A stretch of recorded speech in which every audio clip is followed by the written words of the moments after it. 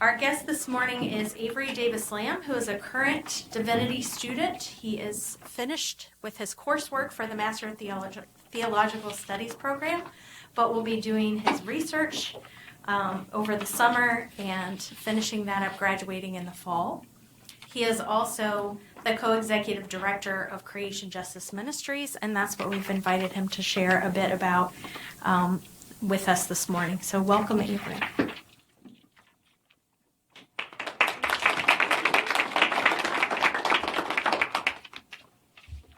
Thanks, Valerie. Hi, everyone. Good to be here with you today. Thanks for making it out early. And thanks again to those of you who traveled, either near or far, to be with us. So today I want to talk a little bit about new creation in the climate crisis. So in this time that we find ourselves where we are surrounded by calamity, what does it mean to have an Isaiah 65 vision of new creation? What does it look like to bear children who are not destined for calamity? So, like Valerie said, my name is Avery Davis Lamb. I'm based here in Durham, and I direct Creation Justice Ministries. We're a national organization that is based out of Washington, D.C. And I'll just start us out a little bit by sharing about the work of Creation Justice Ministries. So our mission is to educate, equip, and mobilize Christian institutions and individuals to protect, restore, and rightly share God's creation. That's a lot of lists of things, so I'll dig into that a little bit more. But basically what we do is we provide churches across the United States from a variety of different theological perspectives with educational resources and materials for talking about creation justice in worship and education, with opportunities for training for pastors and lay leaders who want to engage the work of creation justice and creation care in their context, and with opportunities for advocacy to put our faith into action and advocate for federal policy, for local policy, for systems change, so that our policies and structures that surround us are better equipped to care for God's creation. So we are also ecumenical in nature. So we were actually formed out of the National Council of Churches. We're just about to celebrate our 40th year of existence. We were formed in 1983 as the Eco-Justice Program of the National Council of Churches. We split off from the National Council of Churches in 2013, but still operate in a very similar way, in that we work with 38 different Protestant and Orthodox traditions around the issues of creation care and creation justice. And just in case you're interested on who those traditions are, maybe you can find your own tradition listed up here, but these are all of the different communions that we work with. We also engage a lot with communities of other faiths. We work in collaboration with other faith-based organizations and institutions that are working on issues of environmental care and justice. So you may still be thinking, though, what is creation justice? Maybe you've heard about creation care. You've probably heard about creationism. That's something else entirely. But what do we mean by creation justice? And I'll just split the term into its constituent parts, which is when we say creation, this is us seeing the world as creation. So instead of modern notions of seeing the world as a warehouse to be exploited as resources for human use and nothing else, we see the world as creation. Or on the other side, instead of seeing the world as a wilderness, or even the world as nature, as something that is entirely separate from human life, that is intended to be preserved at all cost from human impact, we see the world as creation. And we see ourselves as part of creation, as this gift from God. And justice, when we say creation justice, we know that we can't have justice for God's planet without justice for God's people. And so when we work towards creation justice, whether that's in education, whether that's in training, or whether that's in policy, we recognize that other aspects of social justice, other aspects of justice for communities is absolutely integral to our work of creation justice. So I won't get into theology too much, but here we are at a theology school. So I do just want to think about this a little bit in a theological frame, because this is, this is a piece of our mission that I think is really rich and that I want to share with some other theology nerds here in the room. Which is, one of the lists of our mission that I shared is that we work to protect, restore, and rightly share God's creation. And I've come to see that part of our mission as the 3 E's: ecological, economic, and eschatological. So by protecting God's creation, we revere God's ecology. We protect and appreciate the interactions between creatures, the interactions between human and non-human creatures, all of this that constitutes the world, and we believe that that is worth protecting. By rightly sharing God's creation, we participate in God's economy. We recognize that oikos, that Greek root of the word economy, means household. And when we see the world as a household, and when we participate in God's household, that means we see the world differently than just a capitalist economy or whatever sort of worldly economy we might also be members of. And then finally, by restoring God's creation, we work to create new creation on earth, to bring heaven to earth and to create the kingdom of God. So this eschatological vision that in the here and now, we are working on restoring those pieces of God's creation that have been degraded.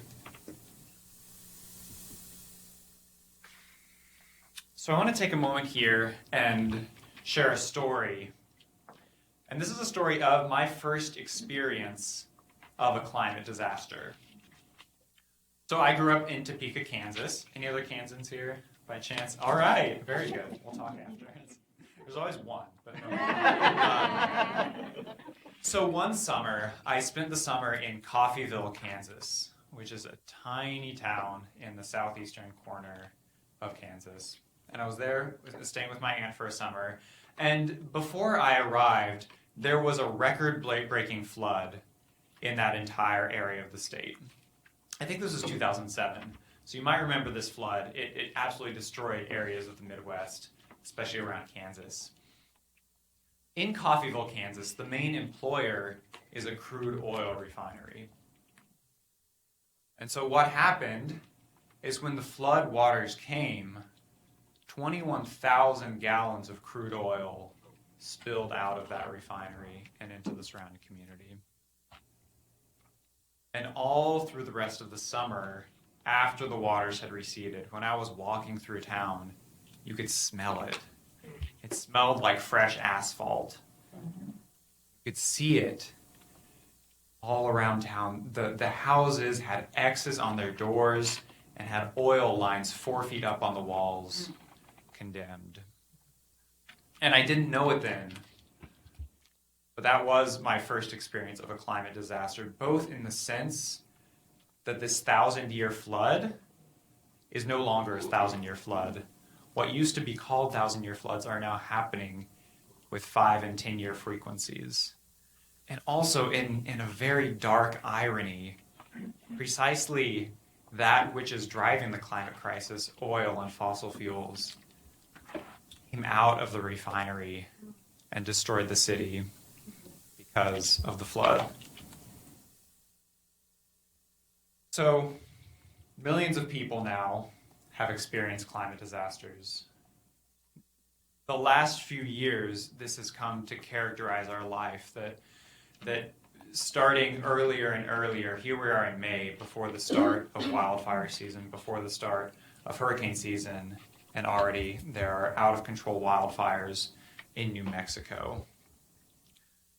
And our communities of faith are not immune to climate disasters, not immune to the effects of climate change, and certainly the communities which we are to serve around us, the people who we are to be the light of Christ towards, are being affected more and more every year because of climate change. And in many places, both climate disasters and what's been called the slow violence of climate change, things like sea level rise and drought and desertification, are starting to be the primary issues in our communities. And we also know that climate change is a threat multiplier. So in places that are already war-torn, in places that are being affected by other sorts of issues, climate change is only making those worse. But we're here to talk about new creation. And what I want to share with you all is that the climate crisis is a crisis. That we look up here, that is a crisis. The flood in Coffeyville was a crisis. Whatever your experience of climate change is, or a climate disaster, that is a crisis. And yet, it's also a chance for new creation. It's an invitation for us to return to the incarnation of Christ, to the goodness of the world, and the good news of the gospel, and create something beautiful, something new out of the ashes of the climate crisis. And that's the work of Creation Justice Ministries. So I want to share one of our responses to this, which is called the Faithful Resilience Program. And our mission of this program is to ask the question, how can churches be hubs of climate resilience in their community, helping weather the physical and the spiritual storms of the climate crisis? And what we want to do with this program is bring together theological reflection, ministry reflection, as well as conservation tools, so the pastors and other ministry leaders have the tools that they need to prepare for the oncoming storms of the climate crisis. So one of those tools that we created is called the Church Climate Crisis Map. And I'm going to share a few slides of this map. It was created in GIS. And our goal here is to just help leaders understand what changes will be coming over the next few years, in the hopes that it can spur them into preparations, into dialogue, into a better understanding of how their communities will be affected by climate change. So this first slide that I'm going to share here, don't freak out yet. This is, the blue here that you see, this is the current sea level. So we'll see some more slides that are projected sea level rise over the next couple of years. But this is just the current sea level. And this is the coast of North Carolina and parts of the southeast. And all of the orange dots here are congregations. There's about 75,000 congregations that are represented on this map. It's not all of the congregations in the U.S., but I think it's a pretty good representative sample, and it's as much data as I could get my hands on. So all of these are congregations. And I want you to pay particular attention to the coastal areas of North Carolina here. Anyone here coming in from the coast? Any parts of the coast? Yeah, a little bit. Okay, well, pay attention just in here, because there you'll see some dramatic changes. So the next slide that I'm going to share is the projected sea level rise, or the projected inundation from 3 feet of sea level rise. And we can expect 3 feet of sea level rise if we continue business as usual, which means if we make no changes to our current greenhouse gas emissions, if absolutely nothing changes as far as how much we're emitting, then we can expect 3 feet of sea level rise in the next 40 years. And that would look like this. So you can see all of the light blue. Those areas would be inundated at high tide with 3 feet of sea level rise. If we continue business as usual, if we make no reductions in greenhouse gases, then we can expect 6 feet of sea level rise within the century. So in 80 years, by 2100, the coast of North Carolina could look like this. I'm going to zoom in on the Albemarle-Pamlico Peninsula here, which is the third most susceptible area to climate change in all the United States.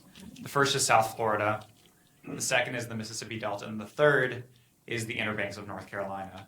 So for any of you who are serving churches in North Carolina or in the Southeast, this is a very pressing issue. So here we are at the Albemarle-Pamlico Peninsula. And one of the ways that we use this map is there's information on each of these dots about the congregation. So you can see I clicked here on Faith Baptist Church, which under a 6 feet of sea level rise scenario will very likely be underwater. So for those serving at Faith Baptist Church, what does that mean for their congregation? What does that mean for their community around, which is largely rural, largely agricultural, that the land will be inundated and will not be suitable for farming? How can Faith Baptist Church be an ark for its community? How can it recognize the reality, see clearly what's happening? Because I think clarity of sight is necessary for new creation. And speak prophetically and act prophetically so that its community is spared from the worst effects of climate change. Equally important is a community like Macedonia AME Zion Church, and probably many of your churches, which happen to be lucky enough to be sitting on a higher piece of rock and won't be affected by sea level rise, might be affected by other disasters, but will be spared from sea level rise. How can Macedonia AME Zion be in solidarity with the community around us, be in solidarity with Faith Baptist Church just around the corner, and prepare its community that is likely coming from all areas of the peninsula here, many of which will be inundated for the realities of climate change? What choices can it make now so that when the disasters come, it is ready? So that when the sea level rise or when the next hurricane comes by, that its community knows what to do and that its community has the social ties and the resilience to respond effectively. I'm convinced that these questions that I've posed here will come to define the witness of our faith over the next century. Whether it's with sea level rise, whether it's with wildfires, drought, desertification, insert your climate impact here. The questions of how our congregations prepare and how we respond will be absolutely central to the witness of our faith. And I think for a lot of Christian leaders, we're thinking about how to stay relevant in the midst of the decline of the church, at least the decline as far as membership goes. And I think one of the key answers is prepare for the climate crisis. Build resilience in your community, because we know that in areas like the Albemarle-Pamlico Peninsula, there is no other institution that is able to absorb the impacts of climate change, to help the people who are being affected. There's no other institution than the church. And the church has the assets, has a building, has social ties in the community, and has moral leadership and vision. So these questions are absolutely central. So this is the reality before many of our communities. The physical storms of the climate crisis, but also the spiritual storms of the climate crisis. The trauma that is affected, that is a result of these disasters. The unsettling of our places that are kind of disrupting everything that many of these communities who have been there for centuries have known. But like I said before, that's not all that is before us. That yes, we do need to look with clarity, look to the truth of what's happening, that the storms are coming, but that's not the end of the story. That we believe in new creation, that we're in the season of Easter, and we believe that resurrection is possible. I think we are in a Holy Saturday moment, that we're in the darkness of the tomb, that there is so much devastation and death, and yet we can believe that resurrection is possible, and we can work in our communities to bring about that resurrection. And so I want to share a few images of new creation with you all, what I've seen in my work of how churches are responding in faith to the realities of the climate crisis, and helping their communities prepare for the physical and the spiritual disasters that are coming. There's 3 stories that I want to share with you today. The first is the story of St. Luke's Eastport Episcopal Church in Annapolis, Maryland. When St. Luke's was first built in the 1950s, they buried a wetland that was on the property and turned it into a storm drain. And in the last decade, Annapolis has become one of the most frequently flooded cities in the U.S.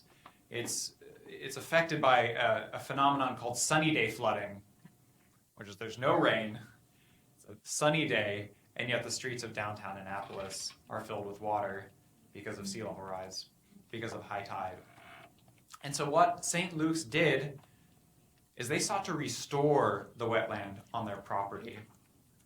So they took out that storm drain, and they worked with some very smart ecologists in Annapolis to create structures of bioswales and levees, so that instead of that water running directly into the Chesapeake Bay, it slowly settles into some of these areas like you can see here, where the folks are standing. And this serves several purposes. First, it filters the pollution in the water, because what we knew about God's creation is that it's really good at filtering all of the bad things that we put into it. It also absorbs sea level rise. So when we preserve marsh grasses and seagrasses and wetlands, we know that they are able to soak in a lot of the high tide that's coming from sea level rise. And so when downtown Annapolis is flooding, the seagrasses in St. Luke's are taking in more of that water because they're in solidarity with their neighbors. They used their land. They knew that they had land that they could use to help respond to the climate crisis, and had a prophetic vision for how they could restore that land to be in solidarity with their neighbors. The second story I want to share is about Crosstown Church in Charleston, South Carolina. Crosstown was flooded 3 years in a row from 3 different hurricanes, almost to the date, back to back to back. And by the third time it rolled around, they said, okay, something needs to change. We need to figure out what's going on here, because not only is our church looking like this year after year after year, but so is our community. And so what Crosstown did after that 3rd year is they hired a hydrological study to assess what was going on in Charleston so that their community kept getting flooded. Rain events were getting worse, but they found out that that wasn't the only issue. That when rain falls and it falls on soil, soil can absorb that. But when rain falls and falls on concrete and unsustainable development, it flows into their neighborhood. So that study showed that upstream development with strip malls and with other sorts of parking lots, that all of that water was flowing downhill and ending up in their Bees Ferry neighborhood. So the pastor of this church, Paul Rienzo, presented this to the city government and was appointed by the mayor to the board that approves permits for development. So Crosstown Church had the assets to hire a hydrological study. They had the creativity to think about, maybe we need a scientist to come out here and to assess what's going on here. And the result is that now that pastor of this church is making decisions about permitting upstream and making decisions in a way that don't just maximize profit, but decisions that respect the dignity and the well-being of his neighborhood. The third story that I want to share here is a film. Last year, we worked with some communities on the coast of North Carolina to hear about how they're responding to the climate crisis. And I don't want to give too much away here, but we produced this film as part of it. And instead of sharing their story and telling it to you, I'll have them share their story themselves.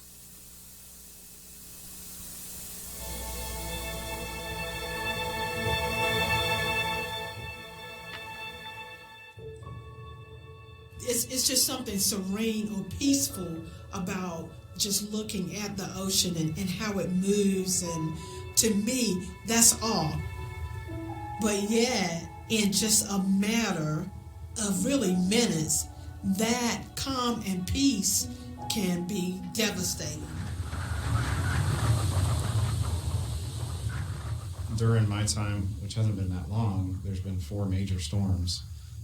The flooding that we saw during Florence was historic for the camp, and Dorian being the year after that was just a 1-2 punch, if you will. It's just, we were just kind of finishing getting recovered from Florence after a year, and Dorian hit us really hard. St. Paul used to be very vibrant. The people, the congregation was alive, choirs, but it has had its share of devastation in that it has been destroyed many times over the years. By the time we got here in 2012, the numbers had fallen precipitously down due to Hurricane Irene. And they had to rebuild, and then had to rebuild it again and again.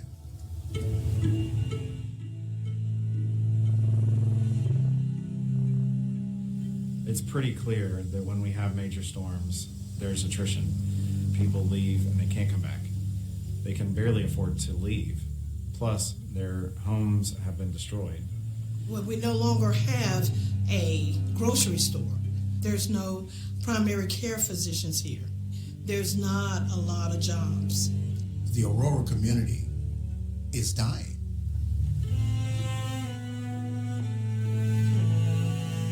People in the community, they call the names of these storms just like they're talking about a cousin. Arthur, Claudette, Floyd, Florence. But these storms were a part of their lives, and it brought pain and it brought devastation. Each time it left an indelible print on the hearts and minds of this community. And it's going to happen again.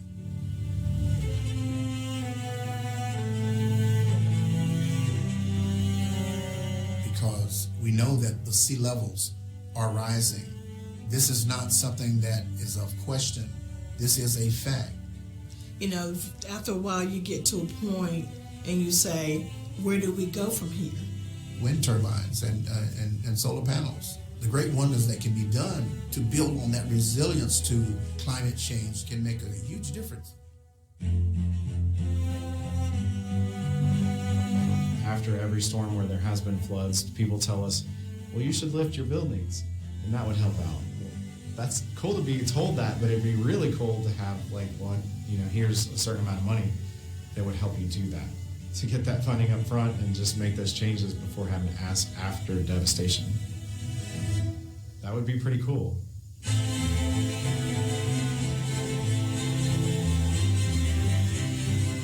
fully, wholeheartedly, 100% believe God is a God of creation. God is a God of creativity, and I don't believe that God is making devastation, which means we have to look in the mirror. I have to look in the mirror and say, yeah, I'm a part of this problem. We were given a responsibility, and we can't shrug that off anymore. There ought to be the impetus to help prevent this from happening, simply by addressing climate change. After all, it's not ours. The earth is not ours. The book says the earth, what? Is the Lord's and the fullness thereof.